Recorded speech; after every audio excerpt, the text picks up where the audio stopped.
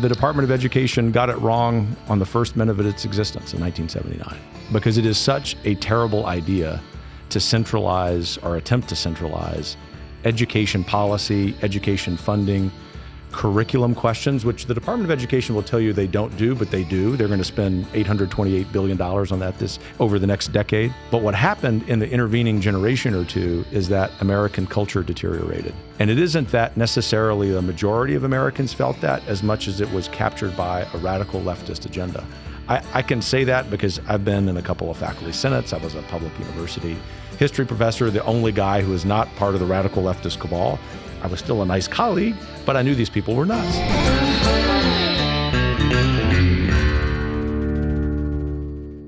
Today is going to be a special, amazing day because we get to talk about something that I care very deeply about, and that is education. I'm here with Dr. Roberts. Dr. Roberts, I'm going to read his bio because it's impressive and it's amazing. Dr. Roberts is the president of the Heritage Foundation and the Heritage Action for America. Roberts previously served in the Chief Executive Office for the Texas Public Policy Foundation, the TPPF, an Austin-based nonprofit, nonpartisan research institute, and the largest think tank in the nation. You're a lifetime educator. You are a man that shares countless values, and I also think approaches to both education and philosophically, what does it mean to be a good citizen American? If I go back to Roosevelt's definition of a citizen when he wrote the letter of like, hey, this is what I think citizens should be, we are woefully distant from where he said we should be to where we are currently. What is Heritage? What are you guys doing? And then we'll start really attacking what we should do as a nation. Look, the work that Heritage does sounds so boring because, and it isn't, just to write that headline on the front end, but it sounds so boring because it focuses on the public policy analysis of literally every public policy facing America. Yeah.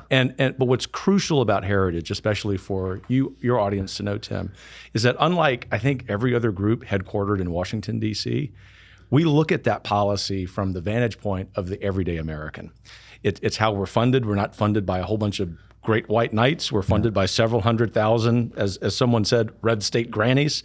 I love red state grannies because they keep it real, and they know that for those of us who have the privilege of representing American values in the halls of Congress and state legislatures on behalf of the everyday American, we need to tell the truth even when it hurts. And so ultimately, to sum up here, the most important thing that Heritage does isn't just sitting around in some think tank library stroking our beards. We actually abhor that. We actually go fight for those principles. We advocate for great legislation. And frankly, we kill bad legislation. Yeah. And so we've got some influence. We don't have any hubris about that. But the thing that excites us about our work is that we organize all of the passion that Americans today, Americans before us have had about self-governance and about human flourishing. And when you package our ideas that way, it's a vast, vast majority of Americans who agree with you. Yeah. Yeah. We feel so divided. And it's by design for us to feel that way. Social media algorithms intentionally highlight hate speech. They say it's not supposed to exist in there, but that's really what they want because more clicks, more activity, more replies, more, visceral responses. But in truth, I think there are more shared common approaches now than ever before. Like, I think more Americans want the same thing than we ever have, which is peace. We want sovereignty. We want freedom, and we want everybody to have the best life available within this beautiful country and our sovereign borders that is America. One of those things, and one of the things that we very much align on, is this idea about what is real education. Not just from the think tank, but also from you, Dr. Roberts. What does successful and healthy education look like? Like if you and I were gonna turn this paper over and we're gonna draw 4 walls and with the things that are gonna happen inside of those 4 walls to create a conducive environment for learning, what does that look like? I had to ask myself that question, just Kevin. I mean, I'm a historian, but that's not the most important thing about me. If there is anything important, the most important thing is I'm a proud American. And so I was starting this school many, many years ago, K through 12 school. And even though this is the point why I mentioned that story, Tim, even though I had been in the classroom, I had been a low-level administrator. In other words, professionally, most people would have thought I knew something about education. When I turned over that proverbial sheet of paper and I asked myself, what is education? Because I'm now building this school, this K through 12 school. I get the privilege and the burden of building the curriculum, of making ends meet. There are two things that I homed in on. The first is, what is truth? Capital T, truth. And secondly, how do we form the next generation of American citizens in a way that they have the gratitude for waking up in the greatest republic in the history of the world? I'm sure we'll get into some details, but 17 years later, as that school's flourishing, I've had the opportunity to lead a small college as well. Even when we had some judgment calls about the business side of school or curriculum questions or hiring teachers, I always tried to remember, answer those two questions, apply those two questions, capital T, truth, what it means to be an American, to that particular question. And I think we were served well as a result. We, in other words, really overcomplicate education today. Yeah, that's the truth. The name of this podcast is about violence. And we are talking about kids, K through 12 in school. These are somewhat seemingly dissimilar. I disagree. I think they're incredibly connected. When you start looking at violence in the home, future criminal activity, people becoming radicalized with violent extremist organizations, one thing that is a predeterminer of that, not just the parents, the active existence of a father in the home, but also the education level. You see more violence, you see more crime, and you see way more participants within violent extremist organizations that come from less educated communities. So these are connected things. If we want a peaceful world, that is an educated world. I love this idea of these two approaches. What is truth, like capital T, as you said, and what does it mean to be a good American? That is a very, right now, almost censored topic for me to define what truth is on social media. I think I'm currently being censored. I know I am, matter of fact, because I push back on what I know to be true. How do we, within the confines of brick and mortar walls, address what we know to be absolute truth? Like, there are things that are true, they are scientific fact, and we in our heart and soul know it, but the public opinion doesn't allow us to say the truth. We've seen it lots of times, and we're not get wildly political, whether it's like Joe Biden's laptop or, it's a sickness coming from Wuhan labs, like things that we knew to be true, that we said were true, we were then censored for trying to say those things. And then from genders to what we think the Bible is, to what we think right and wrong is, what we think freedom is, all of those things I think are truth and I think are real and I think are black and white, but currently they're not. How do we reconcile what we know to be true and what we're told to think is true? Well, there are a lot of ways to tackle that question, but I'll tackle it in a couple of ways. By the way, I agree 100% with your framing for what it's worth. The first is, and this comes from a lifelong educator, and it keeps it really simple and hopefully not censorable. Ask a child who's 5, a child who's 10, a child who's 15 knows what the truth is. And the beautiful thing about asking a child, especially when and I'm a liberal arts guy, I've run 2 great book schools. So I think in terms of education not being lectured to, drilling a bunch of facts, and this is coming from a historian, right? So that might surprise people, but instead teaching in kids, or rather I put it a different way, cultivating in kids their natural desire to ask hard questions. Yeah. And so more and more, and not to get too philosophical here, because I know you're probably looking for a shorter answer, is truth is what kids arrive at when they're allowed to ask all of the hard questions. Oh, not the Socratic approach. Exactly. Look, I've run 2 devoutly Roman Catholic schools that were supported by a lot of people who weren't Catholic, including some atheists, because they could appreciate that approach for the necessity of forming the intellect of the next citizens. But then the second part of that is, the second way I would tackle that question is, unfortunately, even though you have expertise and I have expertise, every member of your audience has expertise, we take pride in our expertise. More and more when experts, so-called experts, tell us something, especially if they're working for the government, we might want to automatically assume it's not the truth. Yeah. So the credibility gap, as journalists in the middle of Vietnam War called it, has really become something we live through every day.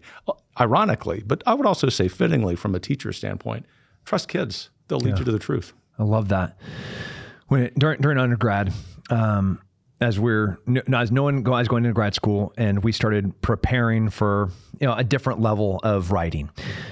Source material, where I would say I'm going to be writing about this topic, and the information that I'm going to cite in this, I not only have to cite the information, but more importantly, I have to go back to who is funding the citing of this information. As you're talking about people that are working for the government that are experts that we can't trust because they get captured by ideologies, they're also captured by corporations, by social influence.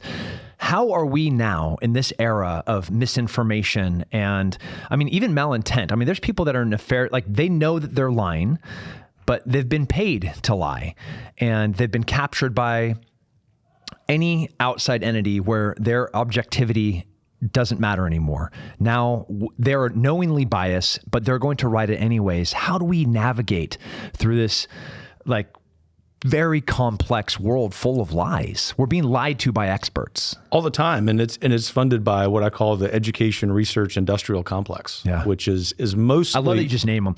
Oh, absolutely! Can we do this? Yeah, let's burn it to the ground. Here we go. Oh, you're setting me up for my next comment, which is that Heritage has as its number one goal. This actually is. I wouldn't say it's my life goal. My life goal is to be a good husband, a good father, a good citizen, a good friend. But my life's work is to end the U.S. Department of Education. My man. I'm not going to stop until it's gone. Yeah. And the Heritage Foundation, for decades, since Reagan was president, has had that as its number one educational objective, which isn't to say that once that happens, then we can just sort of wipe our hands of it and we have education. But it's related to this point, beyond the obvious point, which is that's where most of the funding, 3/4 of the funding, that doesn't allow us to question research on climate change. Someone can believe that the climate is changing, that it's 100% caused by mankind, and yet it ought still to be fair, especially if we believe in the scientific method, to ask about the integrity of the research. If you do that or I do that, we're not going to be on Meet the Press with NBC, just asking that question. Yeah. That's a shame. It's a shame for the scientific method, which we've perfected over a millennium, right? Same sort of thing if you ask questions about the radical left's agenda for transgendered persons. We can go on and on. I think your audience knows all of the examples. That this is the point. Until and unless you cut the heads off the Hydra, you're going to have this problem. And that Hydra is based in Washington, D.C. It funds research that goes to most of our major research universities. And so I always, when I sort of throw a bomb like that, people like to hear it, but then they wonder, what in the world can I do as an individual to fix it? I think that's probably the heart of your question. Yeah. Stop giving money to your alma mater if it's one of those big research universities, or if you want to continue to give them money, because we ought to have gratitude for our alma mater. I'm a Latin guy, so that's what that word means. You need to then ask hard questions. Mm-hmm. And when they stop being willing to answer the hard questions about where that funding is coming from, how it affects the conclusions of the research, that's when you know you have a problem. This is the good news, to wrap up here. More and more Americans are becoming aware of the game. And more what Heritage does best beyond our policy work is just give voice to those Americans who say, I know that there's something wrong with this country, and beyond politics, there's something rotten in our institutions, especially our schools.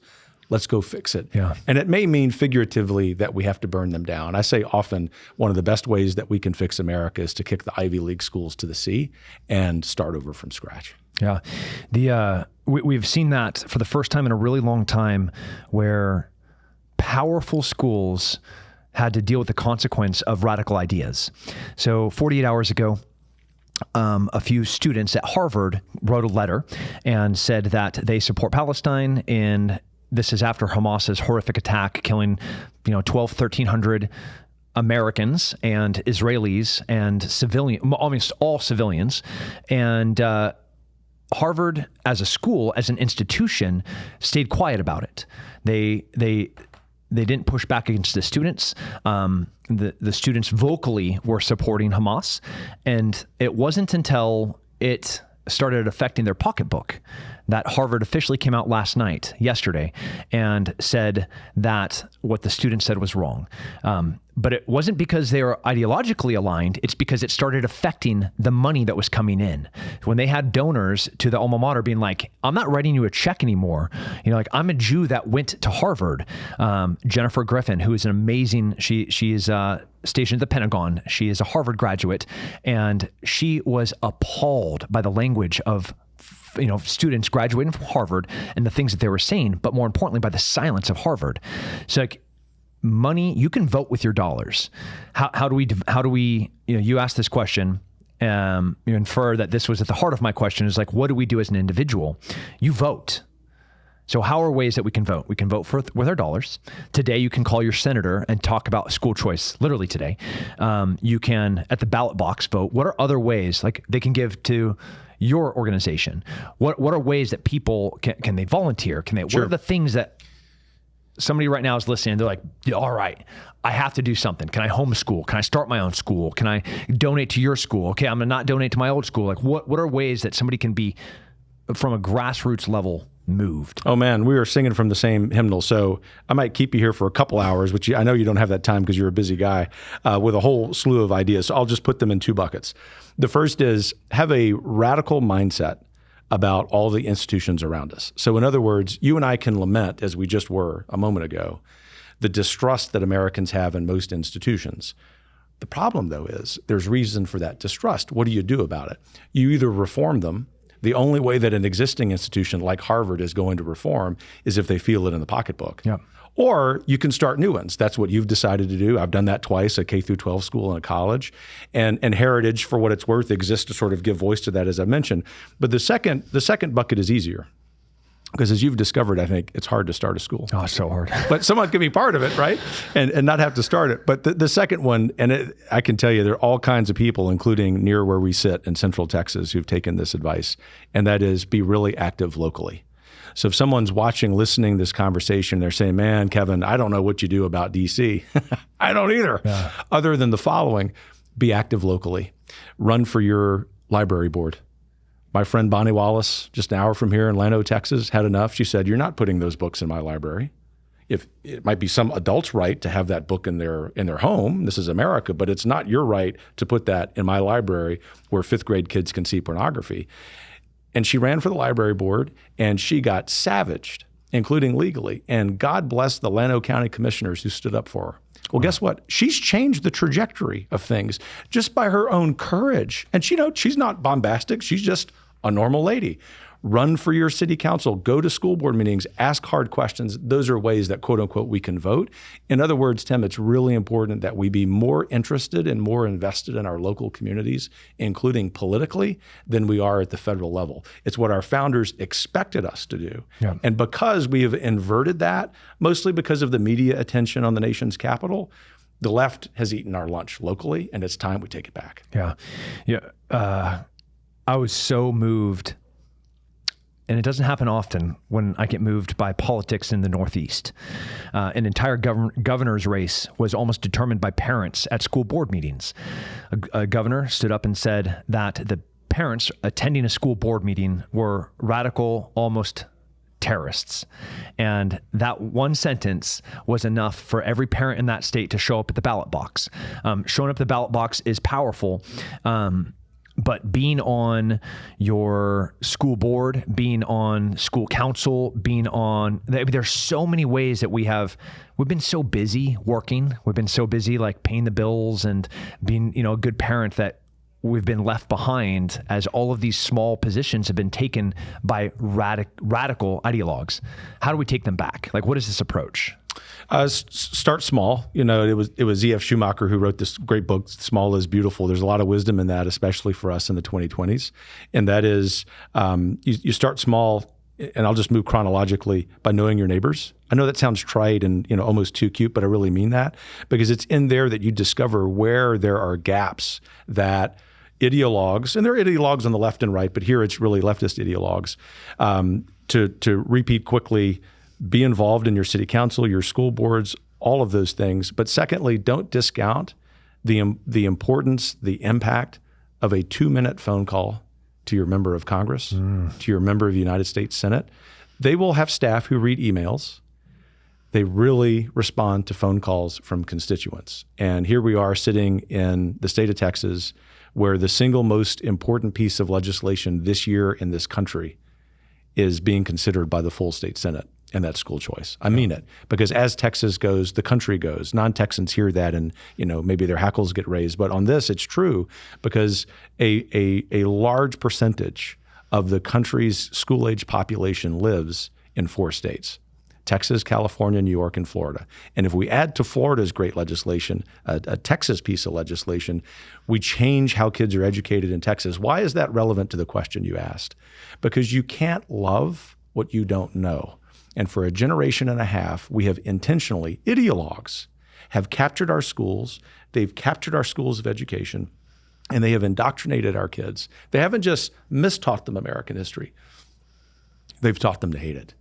And it's vital that as we go through, we write our own steps of how we're going to do small things. My wife and I do this in our own community, our own homeowners association, our own little town, that we add to that reading on our own independently, essays, books, short articles, listening to podcasts that remind us why America is so good and why America is so noble, because that's going to be the fuel that allows us to take step after step after step, reclaiming this great republic.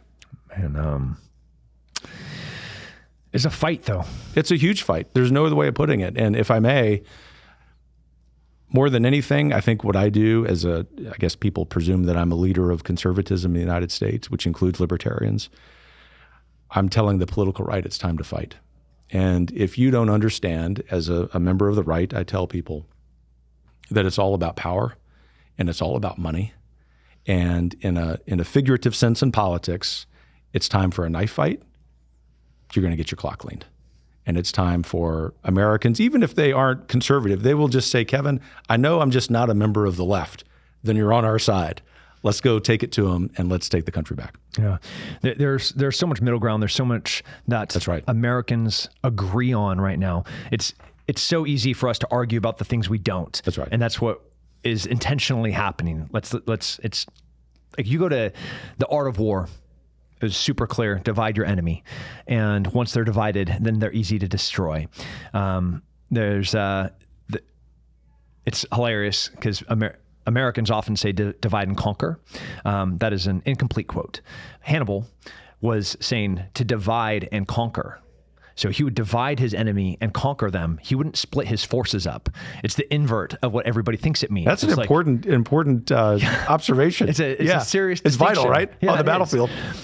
So in the like, I think it feels overwhelming for a lot of people to look at this big problem and know where to attack. Okay.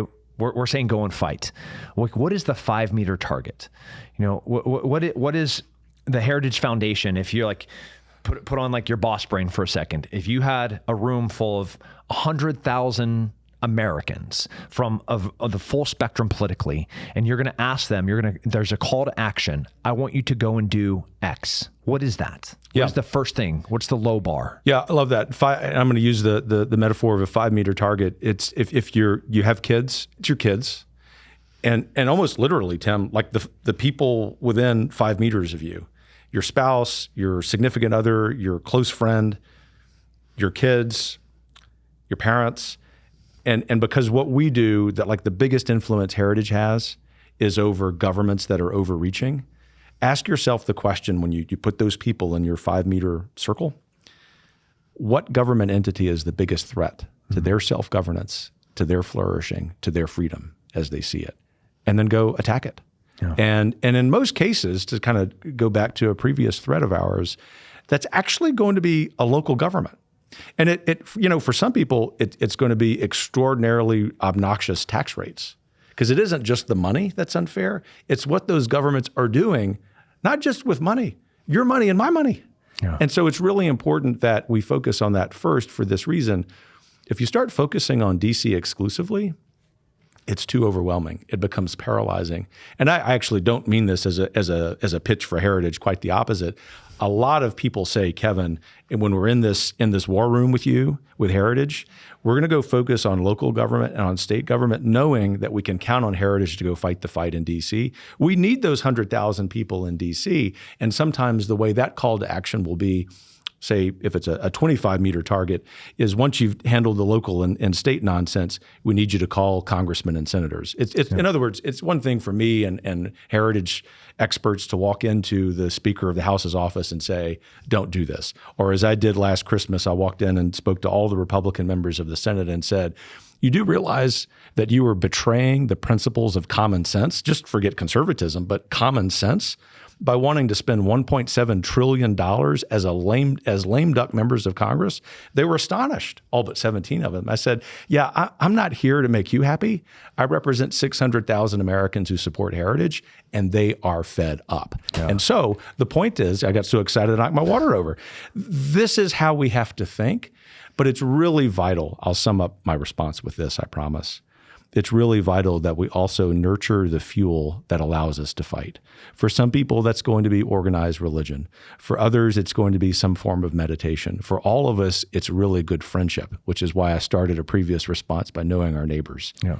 It's vital, because otherwise we're going to be so atomized as a republic, the left will always be able to divide and conquer. Yeah. Department of Education. My favorite topic. They're evil. I don't use that word lightly. All of the things that when we talk about truth with the big T, that America is good, not just good, it's great. It's the greatest republic that there's ever been. When there is evil happening in the world, America will storm beaches and will climb cliffs to fight and end that evil, whether it's at the Holocaust or it's the Sanzi Iwo Jima, whatever that is, we're going to answer the call. We're going to fight through the Great Depression to build the greatest industrial country that has ever existed, creating an amount of wealth that the world has never seen.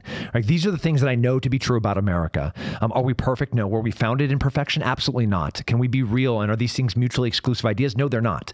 Like they can coexist. Like we can have beginnings and imperfection, as long as the trajectory, even by our founding fathers, we're saying, hey, we're not perfect, but I know where we're going, that all men are created equal. And with the Department of Education, whether it's how they're selecting books, how they're selecting curriculum, how they're selecting where funding is going to states where states have the ability to penalize schools that are not adopting the books, curriculum, or policies that the Department of Education wants them to do. Like, how was that department so captured? And how have they gone so wrong? Like they are so wrong right now. Like I argue they do not care about kids. They do not care about kids' education, and they truly do not care about kids' souls. So like, what is going on here? Man, what an excellent question. And as I said, I mean, that's really why, that is why I do policy work. Let me just be really blunt. The Department of Education got it wrong on the first minute of its existence in 1979, because it is such a terrible idea to centralize or attempt to centralize education policy, education funding, curriculum questions, which the Department of Education will tell you they don't do, but they do. They're going to spend $828 billion on that over the next decade. All that to say, it was bad enough in 1979 and the early 1980s. That is just the concept of centralizing this power, because in other words, education should be as local as it possibly can be. In fact, really all state governments should be doing in education is guaranteeing the equal opportunity, which is why you and I believe so fervently in school choice. The government-funded schools just have not done that. But what happened in the intervening generation or two is that American culture deteriorated. And it isn't that necessarily the majority of Americans felt that as much as it was captured by a radical leftist agenda. I can say that because I've been in a couple of faculty senates. I was a public university history professor, the only guy who was not part of the radical leftist cabal. I was still a nice colleague, but I knew these people were nuts. They're now the administrators. That generation of professors who couldn't, nice people, but they couldn't fight themselves out of a wet paper bag, dictating policy for America's kids. And also, as we were talking about earlier, billions of dollars in research grants all of which, or almost all of which, are designed to be a generation ahead of the thinking that you and I have today and set up battlefields of their own choosing, going back to Sun Tzu. And then we're always having to fight this defensive war, which is why we say at Heritage, and I've revitalized this, is you got to end them. And so as I talk to presidential candidates, I talk to all of them across the presidential spectrum, but from just left of center all the way to the right. If you're not interested in dismantling the Department of Education, Heritage doesn't think you should be running for president. That's how serious it is. And there's a couple that are serious about that. They're dead serious about it. I don't, like, it's such a divisive issue. Like, you even name Trump or Biden and like half the people lose their minds. And everyone else that could be on the ticket, people are specifically talking about abolishing the Department of Education. But here in Texas, we've seen it. There are powerful grassroots organizations that fight to protect federal control of children. So the teachers union here in Texas are the ones that are fighting pretty dirty against school choice.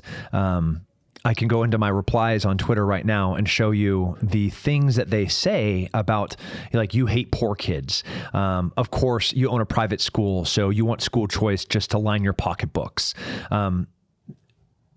Nobody in their right mind would say these things to my face, especially knowing what I do on the philanthropic side for the poor and what we do with scholarships and how we fight to make sure as many people can go to, like, it's so insulting. It's ridiculous. It's absolutely insane, but they believe it. Like, those aren't things that they're just saying to be nasty. These are teachers and teachers within the teachers union that are saying these things, and they believe these things. How do we fight these radical ideas? I think there might be a bit of goodness in them, that they think they're trying to do a good thing. They're just so wrong. I'd give some of them, that maybe even most of them, the benefit of the doubt. I'd definitely give, like, the rank and file teachers, the majority of them, mostly the benefit of the doubt. I'm a 5th generation teacher. My younger brother teaches in an inner city public school in Louisiana. God bless him. And so I know, and he's a big dude. He's the weightlifting coach. But all of that to say, I don't mean anything against them, because teachers are heroic. It's about the people, that the union bosses who are lining their pockets from the monthly dues of those heroic teachers, who, even if, maybe they've got some wrong ideas philosophically, their colleges of education taught them that. In other words, let's not forsake them, because they will soon be our allies in this movement, because this is the problem. This is what the teachers unions as a structure are doing. They want to fund systems, not students. They want to preserve their jobs as union leaders or as administrators. You think about the growth in spending on education in the United States over the last 20 years, the vast majority, for every dollar that the United States and state governments have allocated education, for every dollar, 75 cents has gone to an administrator or some program. Serious? It doesn't go to the classroom. So that tells me, teachers are frustrated by this. My younger brother's frustrated by that. It's awful. That's wild. It is wild. And so our rhetoric is important. It's really, this is how I sum it up. It's important that we punch the unions back in the noses. We're winning this fight. Yeah. We are winning this fight. But as we're doing that, let's not go so far. And I have to remind myself of this daily. So this is really a reminder to Kevin more than anyone else.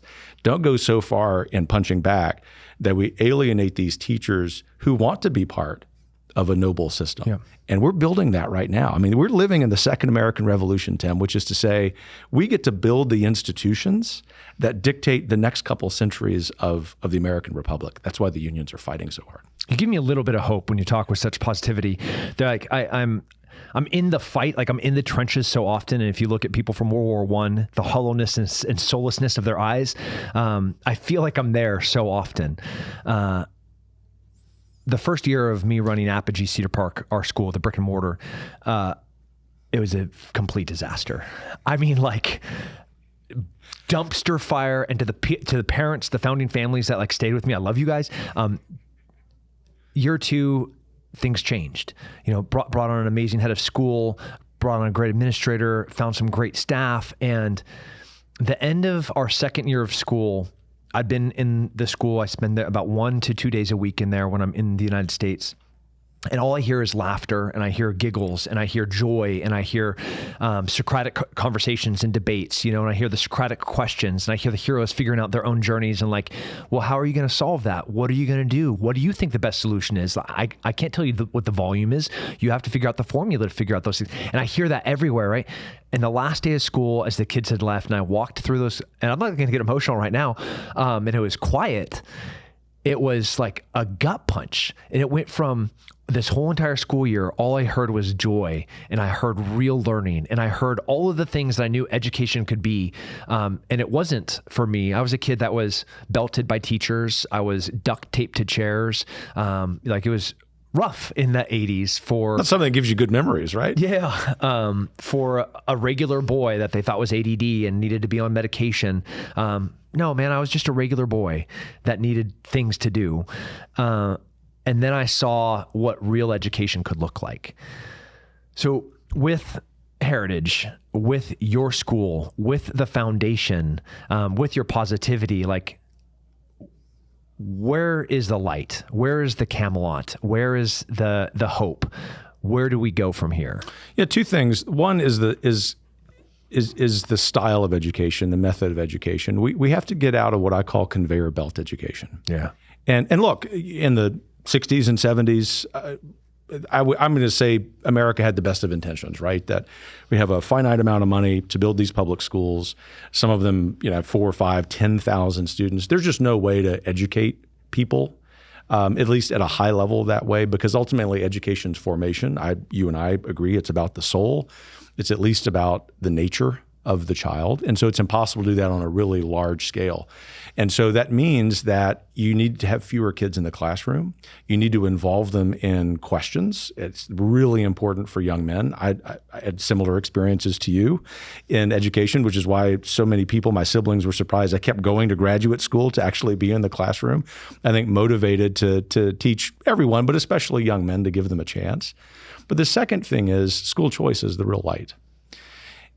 And to connect those dots, if I may, it isn't that school choice is the end-all be-all, because once we get universal school choice, by that I mean every dollar goes to the child, to the school of the parents' choosing in this country. We have to have the schools that can deliver on that, right? Yep. And so I'll end this response with this story. The school that I started in Louisiana, K through 12 school, also the first year was kind of a disaster, especially financially. But in year 4 or 5, we were the second school in that state to participate in a school choice program, a voucher program. And I remember about a month into it, a young African-American mother came up. She was a single mom. And I was working the pickup line in the afternoon. And she said, "Dr. Roberts, I need to speak to you." She had tears in her eyes. And I thought, oh, dear. What have we done unintentionally? This is a school of great joy, beautiful kids, beautiful families, working class, to middle class kids. And I said, "Ma'am, what happened with your son?" He was in 7th grade. She said, "I've never seen him more joyful. This school hasn't just changed his life. It's changed my life and generations of our family to come. That's the light at the end of the tunnel. Yeah. If we can just get government out of the way." School choice, school voucher. Define this for me. So You got your paper out. This is serious. I do. So a child is worth, in the state of Texas, we pay property taxes. Those property taxes support your school district. So right now we're sitting in Leander Independent School District. So you're paying X amount of dollars in the property that you live on, and that money goes to this big pot, and that pot is then divided however they want to spend it. As you pointed out, 75% of the dollars that go not to the child. School choice, school voucher is way different in this regards, as it directs the funds directly towards the child. So the child, what kind of education does the family want for that child? Whether that's a religious school, a private school, homeschool, Socratic school, public school, that money is going to follow the child. So simple question, what is school choice and school voucher? First, let's define it. And then why is it superior to the current approach, which is big, gigantic pool of money spent by government? Remembering the excellent summary you just gave of a very complicated system. And if the audience heard that, they're hearing money's going here and there. School choice simplifies that, number one, by taking that per pupil allotment, which is what the state legislature says every child is going to get for their education, and putting that in an account in the comptroller's office.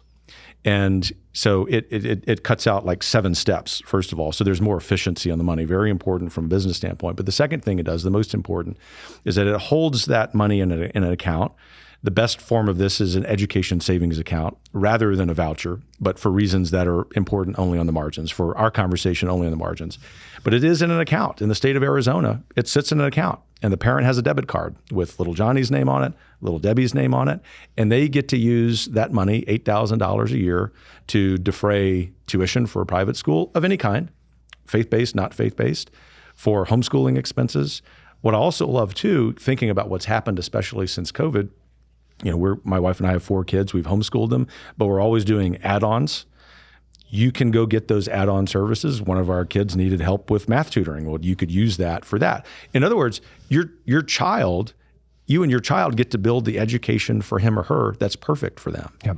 And there's accountability on the money, because the greatest accountability in the world as it relates to education would be mom and dad. Because they know if little Johnny and little Debbie aren't getting a good education.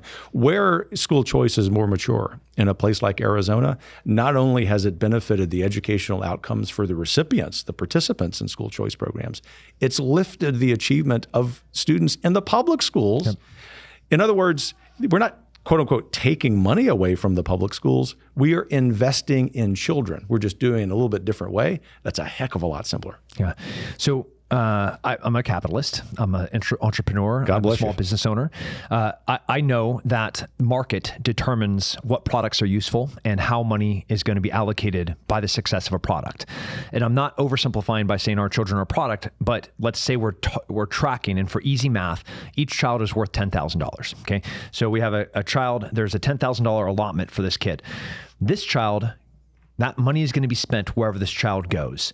The parents get to choose where that money is being spent. They're obviously going to choose the best of the products that give the best type of education to the child.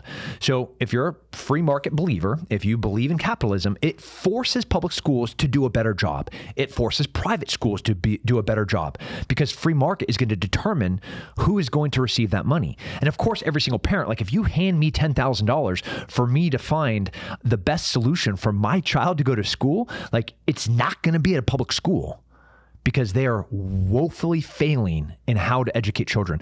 SAT scores have been dropping every single year for 7 years in a row. You don't blame COVID 2 years ago, because they've been dropping for 5 years before that. So kids are getting dumber in the United States every single year on year, for almost the past decade. That is not the case in a lot of private schools, specifically Christian private schools.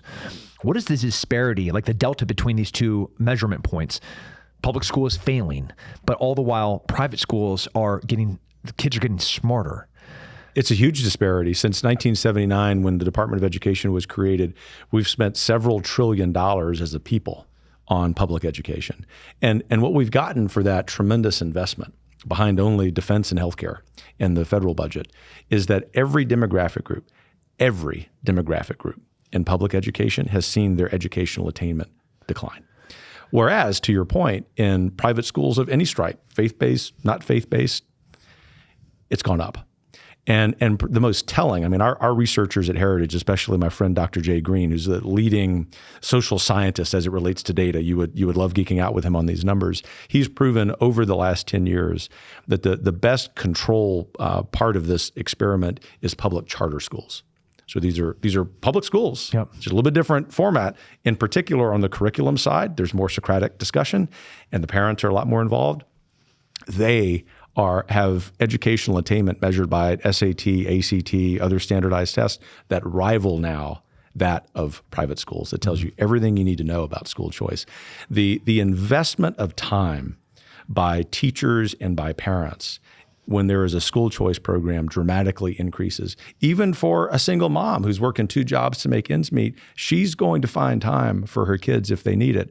If it's going to a parents' meeting, schools are communities before they're buildings and big conveyor belt operations. That's what we miss by the system that we've built over the last 50 or 60 years. It really does, and I mean this, I don't mean this to exaggerate, it dehumanizes kids. My kids are amazing humans. No doubt. Yeah, they got souls. They're wicked smart. They're so much smarter than I was at their respective ages. But they also have integrity. They ethically, my 4-year-old, like she will fight to the death what she knows to be truth. Like she knows what something is. And if you argue with her, she will never concede this argument for the thing that she believes in. You said like, ask a child. She knows truth, and she will not spend a day with anyone ever educating her in any other way besides what truth is.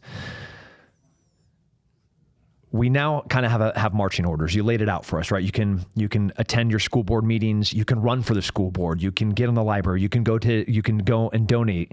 You can obviously call your congressman. There's lots of ways to get active. But first and foremost, you have to be the head of the household. This country was built off of young men and women forging their existence out of the wilderness, fighting bears and Indians to build this nation. And at some point we're like, I'm okay with somebody else telling my child what to think, and even worse, how to think. At some point we're like, their belief structure on what to be true, whether it's a boy or a girl, I'm going to let somebody else dictate to them what that looks like. I'm going to let somebody else influence them about what they think they are. We have to take that back. How do we, as parents, take that back? How do we take back control of our own household, our own homes? The most important thing is to have a very skeptical attitude of screens in our homes. Cell phones, televisions, computers. That's not an anti-technology screed. But to say that the in-person interaction, especially between parent and child, is the most precious, important thing in the history of the world. And while, yes, a good TV show, something on the computer, something on the phone can be good and augment that, it also can do the exact opposite. But the second thing is for us, and this sounds hokey, but it's really true. There's great social science data that proves this. Reinstate family dinner. Yeah. And look, any kind of household can do it. Doesn't matter what kind of marriage you have. If you don't have a marriage, if there are kids there, if it's just roommates who are in college, have family dinner. I mean, I get excited about this because there's so much data that shows if we just do that, but especially when kids are present, what happens? What happens at a dinner table? What happens at Thanksgiving? People talk, they ask questions, they challenge one another. You know, some families, well, all we talked about was politics and religion, right? The things you're not supposed to, but you might talk about sports. Ultimately, we walk away more joyful, even if there are some differences of opinion, right?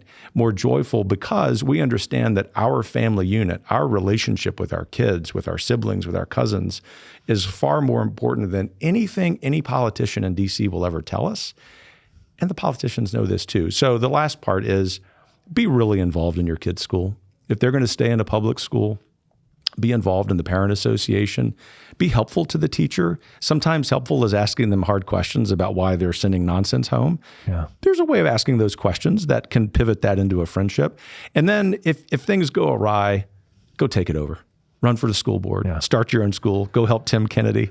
That's what we have to do. Look, this is the second American Revolution. And people hear that and they think, oh man, that's battlefields and bloodletting. It might be, I pray that it isn't. The second American Revolution, or the first American Revolution, was won after the Battle of Yorktown, as you know. That was crucial, don't get me wrong. But it was won in the next decades when Americans like Washington and Hamilton, and Americans we will never know the names of, said, I'm going to go lean into my church. I'm going to start building schools. I'm going to go to this professional association. I'm going to get about the business of building this country. We have to get about the business of rebuilding this country, and that starts at home. Yeah. Sovereignty. It's it's a hard thing to define. It is. My definition is overly simple by intention. I want to be able to determine what's best for me and my family without any other influences.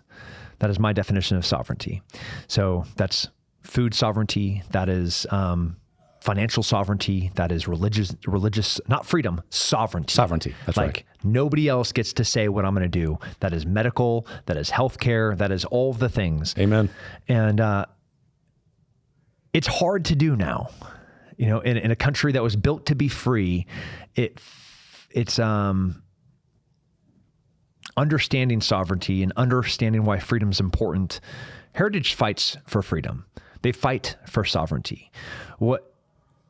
You had an amazing journey through education now with Heritage, building what is one of the most powerful voices for freedom and sovereignty. How can people support Heritage? Thanks for asking that question. You can support us by being participants in our work, going to heritage.org, and where you'll see our research and also action steps, which you can find at heritageaction.com. That's our 501c4. It's where we can be much more explicit about, because of the IRS laws, about abolish them, by the way. We're working on that too. We're going to do the Department of Ed, and then we'll get to the IRS if we're not taken out by them first. But that's where someone's focused on action items. They'll see more of those at heritageaction.com. I'm really active on Twitter, Kevin Roberts TX. We are supported. Follow you right now. Yeah, thanks. I follow you. It's a great account to follow, by the way. And then if someone's motivated to support us financially, we're grateful for that. As I said, we're not supported by one or two great white knights. We've been supported for 50 years by several 100,000 Americans each year, everyday Americans, like our people. And that's who we exist to please. And I think one of the reasons, Tim, that I'm hopeful in spite of all the challenges in the world and in America, even in Texas, is not just the people I get to work with at Heritage, but the people we know we're representing behind enemy lines, if you will, inside the imperial city of Washington. That's amazing. All right, so this is Dr. Roberts right there. Go follow him.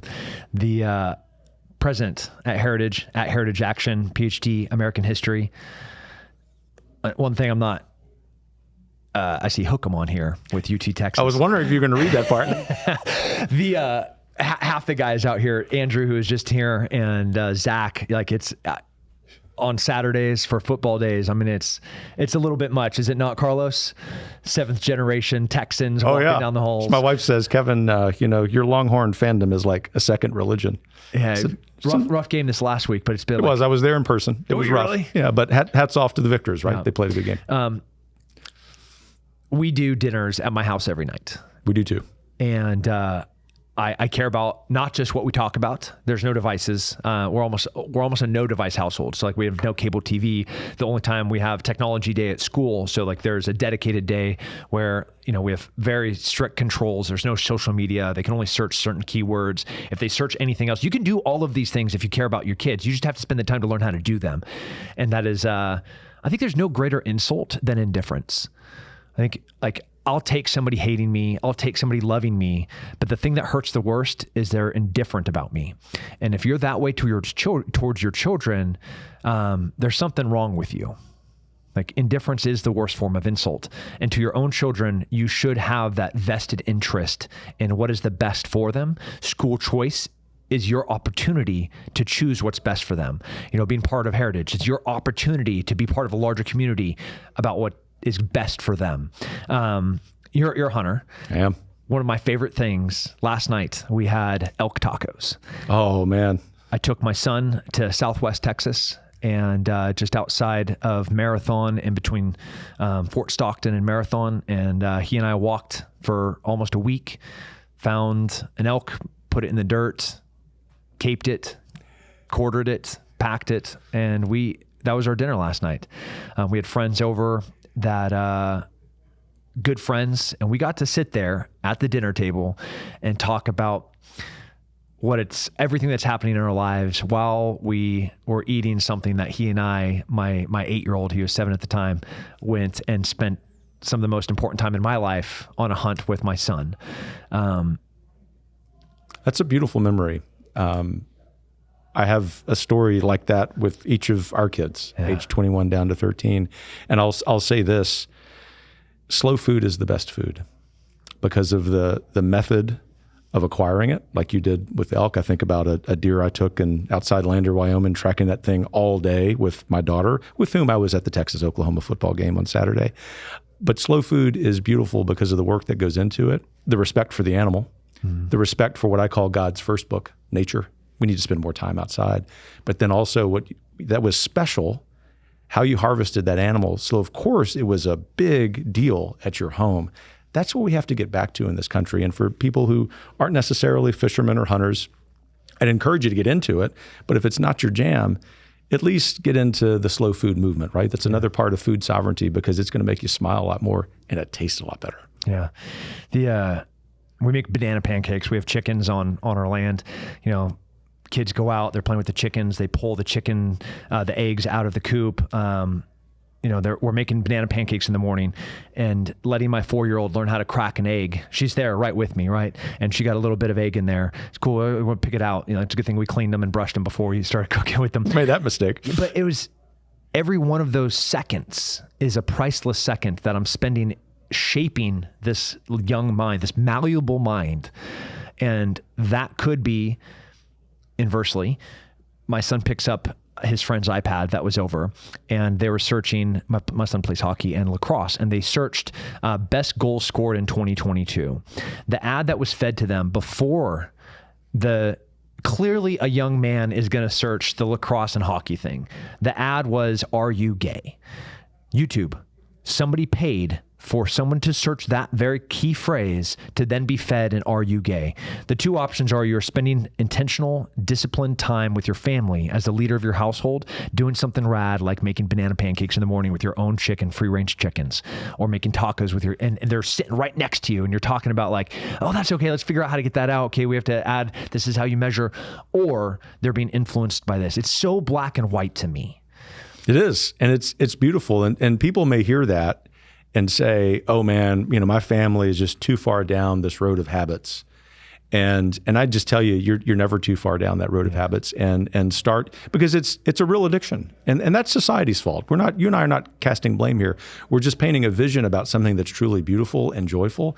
Start by fasting for an hour from the phone. The same thing as if any of us have to lose weight, you're going to fast a little bit. You're going to eat a little bit less, exercise a little bit more. So diet on the screens and feast on the joy of a home that comes from kids being present, because both in the classroom and then in our own kids, there's so much fun. And other people's kids are fun. Someone may be listening and saying, "Our kids are grown," or "We haven't had the privilege of having kids." Spend time with younger people. That's right. It's going to make you have a lot more hope for the future, because everything that we do is really about them. Man, you give me hope for the future. You do too. This has been fun. Dr. Roberts. Kevin, please. Okay. My dad would say, "Starve your demons and feed your angels." Amen. And there's lots of demons out there, and there's lots of ways for people to be angels. So Dr. Roberts, president of the Heritage Foundation, the Heritage Action for America. Go to both of them. Follow them on Twitter. Follow them on Facebook. Donate if you can. Kevin Roberts. Thanks, Tim. Thank you for your time. Thank you for your wisdom. Thank you for the direction. And thank you for caring. Thank you. And there's no greater insult than indifference, and you care. I'm going to quote you on that many times the rest of my life. All right, my man. So let's keep this fight back into the trenches we go, and to a dogfight and a knife fight. As we say at Heritage, onward. Awesome. All right. God bless. Stay safe. Stay free.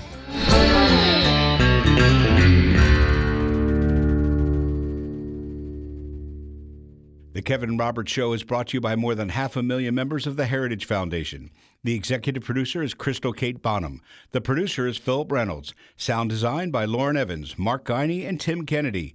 For more information and to subscribe, please visit heritage.org.